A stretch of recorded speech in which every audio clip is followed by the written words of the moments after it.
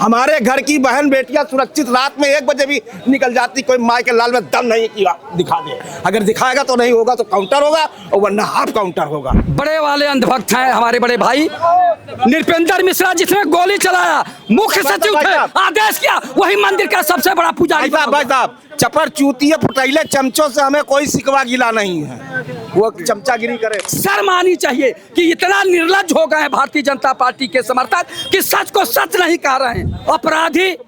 अपराधी है, जाति और पार्टी से अलग उठ के बोलना चाहिए, लेकिन अंधभक्त कभी नहीं सुधरेंगे। जब देश एकदम से खत्म हो जाएगा तब इन लोगों को याद आएगा, अरे चोर किसी जाति धर्म का हो, चोर तो चोर है, अपराध अपराध होता है, चाहे जिस जाति धर्म का हो, अपराधी अपराधी है, उसके खिलाफ कठोर से कठोर कार्रवाई होना चाहिए।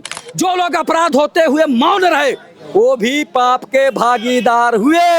देख लीजिए उठा के भगवान राम के मंदिर में रह के भी चोरी करा रहे, क्या वो पुजारी हो सकते हैं? वो आस्था रखते हैं, वो तो व्यापार कर रहे हैं। आस्था हम लोग गरीब लोग रखते हैं। ये भारतीय जनता पार्टी के जितने नेता हैं, कार्यकर्ता हैं, वो आम जनता को रौंदने का काम कर रहे हैं, उनके हक हकूक को लूटने का काम कर रहे हैं, मंदिरों का धन लूटने का काम कर रहे हैं। माननीय योगी आदित्यनाथ जी दृढ़ इच्छा शक्ति रख लें तो सभी मंदिरों का और 100 IAS का और 100 MLA और MLC का जांच करा दे तो अभी देखिए 50% उत्तर प्रदेश के जो गरीबी रेखा से नीचे हैं उनका जीवन स्तर गरीबी रेखा से ऊपर उठ जाएगा। रखवारी में भगवान का या देश का ये सत्ता पाए हुए लोग ये रखवारी नहीं करते, इन लोगों का नीति अच्छी नहीं है। बहुत ऊपर तक माल गया है, इसकी स्पष्ट निष्पक्ष और पारदर्शी जांच होनी चाहिए, किसी को बचना नहीं चाहिए। आज वो दिशा दैनिक में आज की GST लगा रहे हैं, दुकानों पर कर रहे हैं, आज से ज्यादा संपत्तियों पर वो कर रहे हैं और सारे व्यवस्था से टेक्निकल के व्यवस्था से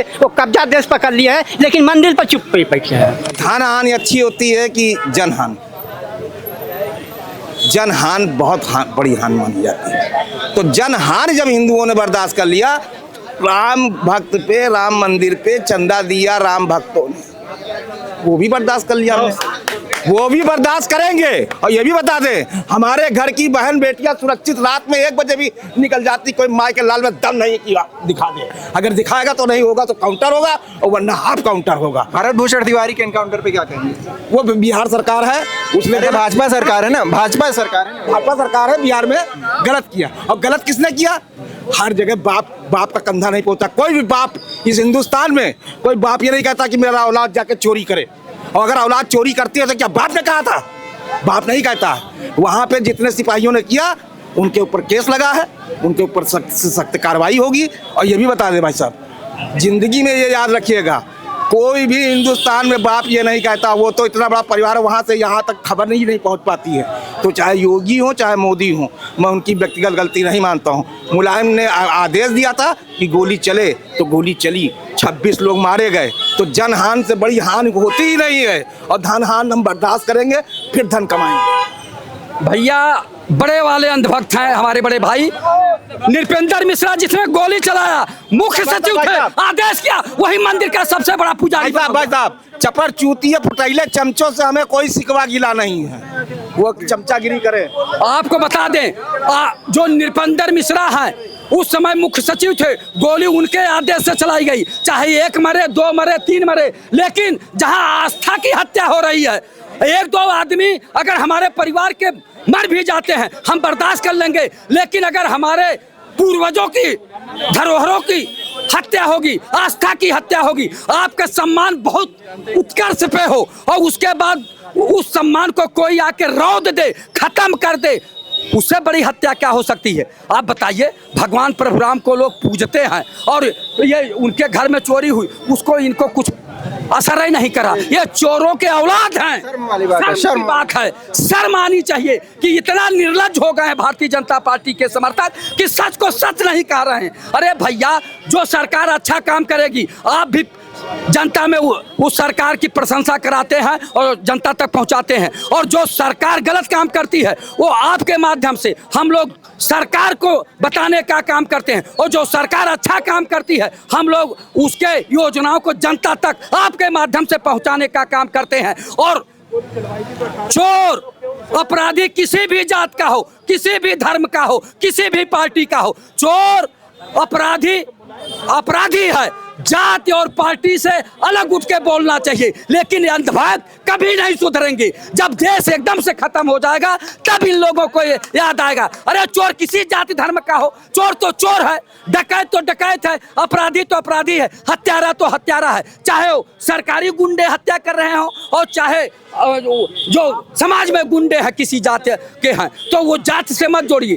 चोर चोर होता है, चाहे जिस जाति धर्म का हो, तो उसको कठोर से कठोर दंड मिलना चाहिए। और जो लोग चोर और अपराधियों को संरक्षण दे रहे हैं, बचाने का काम करें, वो उससे बड़े अपराधी हैं कि चूंकि अपराध को संरक्षण दे रहे हैं, अपराधी को बचाने का काम कर रहे हैं, तर्क कुतर्क करके बचाने का काम करें, उससे बड़े अपराधी वो है। आपने तमाम पहले वाले में देखा, जो लोग अपराध होते हुए मौन रहे वो भी पाप के भागीदार हुए। देख लीजिए उठा के, मैं वो और आगे नहीं बढ़ना चाहता। वो ऐसे भी इस राम मंदिर प्रकरण पर बोल रहे हैं, कह रहे हैं कि अगर कोई अल्पसंख्यक ट्रस्ट में होता तो अभी तक उसका गर्दन काट लिया जाता, बुलडोज कर दिया जाता उसका घर। तो इसको कैसे देखता है कि क्यों मौका दिया भारतीय जनता पार्टी ने, और ऐसे उसमें ट्रस्ट में सम्मिलित लोग जो कि धन के गबन में जिम्मेदार हैं? भैया यही एक चूक हो गई भारतीय जनता पार्टी से, नहीं तो वो जो मुकदमा लड़ रहे थे उनके परिवार को संजोग से इन लोगों ने ट्रस्ट में नहीं रखा, नहीं तो अब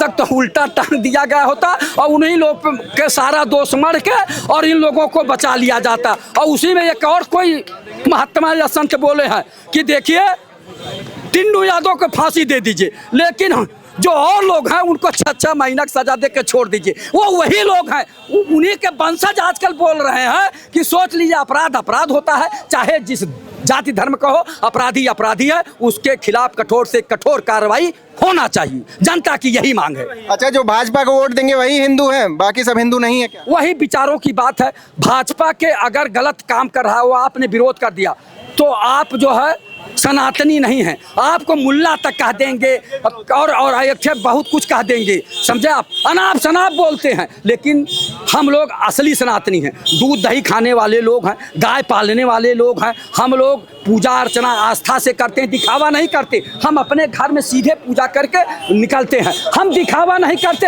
हम आस्था को और पूजा को बाजार में नहीं बेचते, हम घर में पूजा आस्था से करके चले आते हैं। और ये जो लोग बड़े बड़े पढ़े लिखे लोग भगवान राम के मंदिर में रह के भी चोरी करा रहे हैं, क्या वो पुजारी हो सकते हैं? वो आस्था रखते हैं, वो तो व्यापार कर रहे हैं। आस्था हम लोग गरीब लोग रखते हैं, जो कमजोर लोग हैं वो आस्था रखते हैं। ये बड़े लोग जितने बड़े वाले हैं वो भगवान के ऊपर और देवी देवताओं के ऊपर व्यापार करते हैं, वो व्यापारी हैं।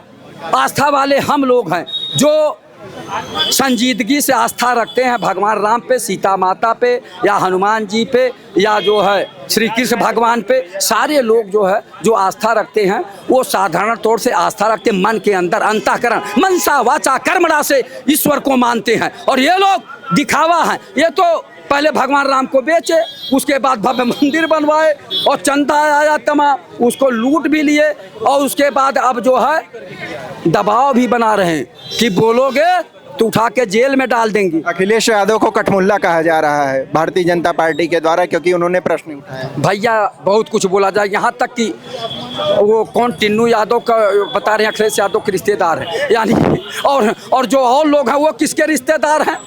सवाल उठता है, वो लोग किसके रिश्तेदार हैं? जो और लोग हैं 8 थे जो नाम में, और जो बचाए जा रहे हैं वो किसके रिश्तेदार हैं? सच्चाई है पत्रकार महोदय, भारतीय जनता पार्टी वाले जो है सच को मानना नहीं चाहते, झूठ पे राजनीति करते हैं। ये झूठों की पार्टी है, जुमलों की पार्टी है भारतीय जनता पार्टी, अन्यायी अत्याचारी भ्रष्टाचारियों की पार्टी है। इनसे उम्मीद छोड़ दीजिए, अब 2027 में इसको बदल दीजिए और उसके बाद नई सरकार लाइए, तब देखिए बदलाव। और जो बचे हुए हैं वो भी घसीट के आएंगे और पकड़ के जेल में डाला जाएगा, तब जाके ये देश सुधरेगा। और यादव जी एक बात बताइए, जैसे राम मंदिर का तो पकड़ लिया गया, ऐसे भारत में बहुत सारे मंदिर है, विशेषकर उत्तर प्रदेश में, तो यहाँ भी चोरी हो रही होगी सरकार के संरक्षण में, इस पे क्या कहना है? हर जगह चोरी हो रही है भैया। अभी एक बात बता दे पत्रकार महोदय ईमानदारी से, पता नहीं मेरा दिल फट जाता है, केवल माननीय योगी आदित्यनाथ जी दृढ़ इच्छा शक्ति रख लें तो सभी मंदिरों का और 100 IAS का और 100 MLA और MLC का जांच करा दे, तो अभी देखिए 50% उत्तर प्रदेश के जो गरीबी रेखा से नीचे हैं उनका जीवन स्तर गरीबी रेखा से ऊपर उठ जाएगा। लेकिन वो हिम्मत नहीं है। क्या मैं 400 एमएलए की नहीं बात कर रहा हूँ, 403 है, 100 का केवल जांच करा दे जो ज्यादा वाले हैं, उसके बाद 100 और करावें। वैसे 100 आईएसओ का करा दें। पहले एक योजना चली थी कि भ्रष्ट आईएएस की पहचान होती थी, भ्रष्ट आईएएस कौन है प्रदेश में, उसका जो पहचान किया, अब वो भी खत्म कर दिए। और हम सूचना के अधिकार को अब तो देख ही रहे किस तरह से, आप पर्यावरणविद को कैसे कह रहे हैं, आप लोग पढ़े लिखे लोगों को कैसे कहा जा रहा, और एमएससी एमकॉम पीएचडी डीलिट वालों को क्या कहा जा रहा, बीटेक एमटेक वालों का क्या कहा जा रहा, आईआईटी वालों का क्या कहा जा रहा, बीएड बीटीसी वालों का क्या कहा जा रहा, एलएलबी एलएलएम पीएचडी वालों को क्या कहा जा रहा, इन्फ्लुएंसर को क्या कहा जा रहा, कीड़े मकोड़े, और ये लोग मौन हैं। अब बताइए कहाँ तक नैतिकता गिर गई। कल आप ही लोग जज बनेंगे, यही नौजवान छात्र पढ़े लिखे जज बनेंगे, जिला अधिकारी बनेंगे, जिले का कप्तान बनेंगे, और मंत्री और मुख्यमंत्री और देश के प्रधानमंत्री बनेंगे। और आज जो 5 लाख रुपया पा रहा, 3.5 लाख रुपया पा रहा है, 1.5 लाख रुपया पा रहा, 1 लाख रुपया पा रहा, इन पढ़े लिखे लोगों को जो कीड़ा मकोड़ा और काकरोच कह रहा, शर्म आती है भारतीय जनता पार्टी वालों को। लोग क्यों मुंह बंद की हो, बोलना चाहिए, गलत को गलत कहना चाहिए कि ये भारत के जो भविष्य हैं, भारत के लाल हैं, उनको आप कीड़ा मकोड़ा कहेंगे। आप नौकरी पा गए किसी तरह से, तो आज आप तानाशाह हो गए, हिटलर हो गए, आप बताइए ना।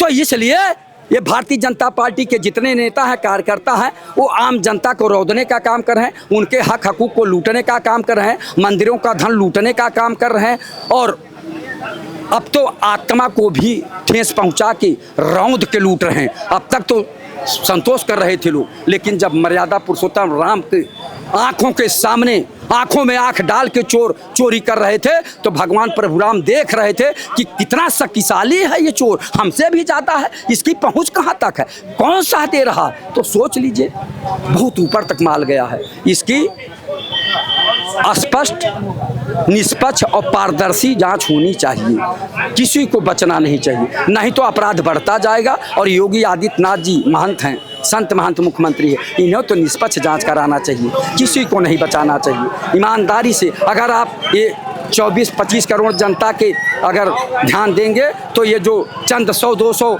चोर हैं, इनको तत्काल जो है अरेस्ट करा के जेल भेजेंगे, तब हो सकता है कि भगवान प्रभु राम में लोगों की आस्था कुछ धीरे धीरे लौटे, नहीं तो अब तो खत्म होती जा रही। आस्था की हत्या कर दी गई भारतीय जनता पार्टी की सरकार में। आप बताइए, चढ़ावा कम हो गया, सुना है, आपने भी सुना होगा। हाँ, और सबसे बड़ा दुख होता है कि अगर कोई भगवान प्रभु राम का दर्शन इस समय करने जा रहा है, और आप जैसे पत्रकारों को भी शायद नहीं जाने दे रहे हैं। ये भारतीय जनता पार्टी के सरकार में लोकतंत्र की हत्या हो रही, संविधान की हत्या हो रही, अभिव्यक्ति की आजादी की हत्या हो रही है। जब पत्रकारों को नहीं जाने दिया जा रहा है, तो समझ जाइए कि लोकतंत्र की हत्या हो रही है, संविधान की हत्या हो रही, कानून की हत्या हो रही है, अभिव्यक्ति की आजादी की हत्या हो रही है भारतीय जनता पार्टी की सरकार में। मंदिर को लेकर देखते हैं आप, सदैव सदैव गुमुज टूटा, यही लोग अगोरते थे, वहाँ पूजा पाठ करते थे भगवान के बाद, यही लोग, इनका साथ में विरासत टाइप इन्हीं लोगों को मिल गया। आज फिर इनके बाद में मंदिर भी टूटा, कानून का पालन नहीं किया गया, साधुओं को भेज दिया गया। तो आज भी वही दशा हुआ कि ये लोग मंदिर वंदिर बना के ठीक ठाक कर देगा, और अपने हिसाब से वहाँ लोगों को रखा गया। और सरकार रहते हुए, केंद्र सरकार और राज्य सरकार होते हुए भी आज की दशा दैनिक वहाँ की हालत ये है कि आप लिखा पढ़ी में है, कैमरा भी लगा हुआ है, और वहाँ सुरक्षा के भी लोग लगाए गए हैं, चौकीदार, इसके बाद भी घटनाएं होती है। तो बताइए ये क्या हो रहा है। ये तो अखिलेश यादव ने बता दिया, नहीं तो अब तक कब तक चलता रहता। कहना तो ठीक है, जब उनको नेट के हिसाब से पार्टी चलाते तो उनको जल्दी मालूम हो जाता, हम लोग को जानते हैं, तो ये बात रखा जा रहा है। ये लोग खाली हमेशा राज करने का प्रयास करते हैं, वो इन लोगों का सोच कभी सही नहीं हो सकती है। रखवारी में भगवान का या देश का ये सत्ता पाए हुए लोग ये रखवारी नहीं करते हैं, इन लोगों का नीत अच्छी नहीं है, क्योंकि आज संवैधानिक व्यवस्था से जिस तरह से इंसानों को अधिकार मिला है, आज छीना जा रहा है, चाहे जिस राजनीति से छीना जा रहा है। जैसे पहले मार काट के राजा बनते थे, जमीनों पर कब्जा करके लगान देते थे अंग्रेजों को, आज वह दिशा दैनिक में आज की जीएसटी लगा रहे हैं, दुकानों पर कर रहे हैं, आज से ज़्यादा संपत्तियों पर वो कर रहे हैं, और सारे व्यवस्था से, टेक्निकल के व्यवस्था से वो कब्जा देश पर कर लिए हैं, लेकिन मंदिर पर चुप बैठे हैं। आज वो कैमरा के हिसाब से मांग नहीं किया जाता तो स्पष्ट नहीं होता। ये स्पष्ट हो गया कि ये आज पहले धूल फेंक देते थे, वो अपना चलाते थे, बोलने का अधिकार नहीं था, आज देखिए बोलने का अधिकार उन्हीं के लोगों में ही बोल रहे हैं, हम लोगों को बोलने का अधिकार नहीं था। उनका गोरुआ पशु चलाते रह गए, हाँ पशु चलाते रह गए, खेती पाती करते रह गए, हम लोग खाली सुनते रहे। लेकिन ये आज हक पाए खाली मिलजुल कर लड़ रहे हैं। कोई हम लोगों में आकर बात बतिया रहा है, कोई उस पार्टी में है, खाली दिखावा है लोग। हाँ आज चाहे तो देश की व्यवस्था सुधर जाए, आपका अधिकार वो देना नहीं चाहते, खाली घोल माल करके व्यवस्था को देश की बिगाड़ना चाहते हैं। संविधानिक व्यवस्था को वो अपने कटघरे में ले जाना चाहते हैं, जो पहले पूर्वजों के हिसाब से हक किसी का छीनना चाहते हैं। जो सबको अधिकार मिला है जातीय आरक्षण के हिसाब से, जाति को आरक्षण नहीं था, जो अधिकार नहीं था वो अधिकार संविधानिक व्यवस्था से दिया गया है, उसी को छीनने का ज्यादा प्रयास है। देखिए अमीरी गरीबी, ये अमीरों को सरकारी विभाग को दे रहे हैं अमीर बनने के लिए, तो आप गरीब को कैसे उठाएंगे? आप तो अधिकार दिया गया है, पढ़े लिखे के बच्चे उनकी डिग्री है, समय जा रही है, सब पैसा कौड़ी गार्जियन लोग फूक चुके हैं, तो आप बताइए घर वाले पैसा लगाए, बच्चे परेशान हैं। नहीं बिल्कुल सही कह रहे हैं, जानबूझ करके भर्ती में आरक्षण के उल्लंघन करते हैं, आरक्षण के नियमों का, फिर उसके बाद अपने ही लोगों से केस दर्ज करवा देते हैं और फिर भर्ती प्रक्रिया रुक जाती है। तो छात्र आंदोलनरत है चाचा जी, इस पर आप कैसे देखते हैं? छात्र आंदोलन करेंगे तो कमाएंगे खाएंगे कि मुकदमा लड़ेंगे? आप बताइए। शादी एक होता है 40 साल बीत जाता है, परिवार में आती है वो खर्च, आप मोबाइल खर्च, सारा गाड़ी घोड़ा खर्चा वो कहाँ से झेलेंगे? मुकदमा करने के आप देखे होंगे 4 साल 5 साल का नौकरी दे रहे हैं सरकारी बॉर्डर की, जो सेना लगाए जाते हैं, तो आप बेचारे अगनी में जाके मारपीट कर दिए, फूक फांक दिए, मुकदमा चलता होगा। हमने देखा कि वो कानूनी कार्रवाई हो गई, तो बच्चे आप देखिए क्या दशा होगा। हम तो मना करते हैं भैया, कैसे समय काटो तो राजनीति सीखो, जो सही कर रहे हैं कि कीड़ा मकोड़ा वो सही कर रहे हैं। आप हमारे देश में मार काट के राजा बनते थे, हटा के अपने पिता माता को और देश को मार के वो राज करते थे, वो राजनीति से आज राजनीति से बैठा जाता है। तो ये राजनीति से उसको खत्म करने की चाहिए, पूरा कोशिश कर रहे हैं। चाहे वो किस दल में जाएंगे, वो जो कुछ परसेंट वो लोग हैं, वो हमेशा ये उनके टहल पहल अंग्रेजी भाषा में जानते थे। यहाँ के भाषा के रहने वाले खाली 85 के लोग, ये आए हुए व्यक्ति उनकी भाषा नीति वही है, ये राज कर रहे हैं, इसलिए ये सतर्क नहीं रहेंगे तो ये हमेशा वही दिन लिया देंगे। अच्छा, भारत भूषण तिवारी को बिहार में जिस तरह से माना गया, क्या ऐसा माना जा रहा है कि भविष्य में सरकार जो है तानाशाह हो जाएगी, जिसको चाहेगी उसी की हत्या करवा देगी, जो उसके खिलाफ आवाज उठाएगा उसी को दंड दे देगी? तो इस पर चाचा जी क्या कहना है आपका? जैसे सबको पूछने का अधिकार है, सरकार से मांग करने का अधिकार है, जहाँ जरूरतमंद है, जैसे वहाँ हम देखें कि जो खाल था, पानी था, नदी था, वहाँ के पास में बसे थे, और जगह बसाया गया, तो वो मांग करते रहे, अपनी बात रखते गए, तो रखते रहे। सबका बाप से सहयोग मांगने की जरूरत है, जनता के बीच में हिसाब लेने की जरूरत है, सबको अधिकार मिला हमारे देश में।